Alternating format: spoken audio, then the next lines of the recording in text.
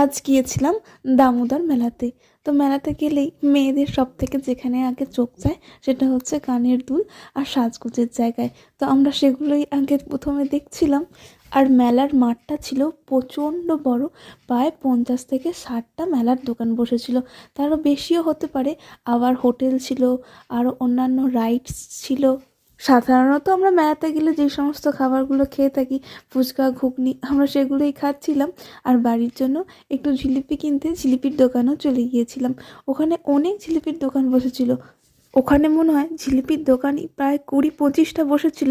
আর এখানে আমার জামাইবাবু খেয়ে খেয়ে দেখছে যে জিলিপিগুলো আদৌ টাটকা নাকি বাসি জিলিপি বিক্রি করা হচ্ছে।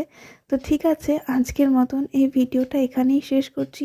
আর হ্যাঁ, আপনারা কারা কারা এই দামোদর মেলায় এসেছেন সেটা অবশ্যই কমেন্টে জানাবেন।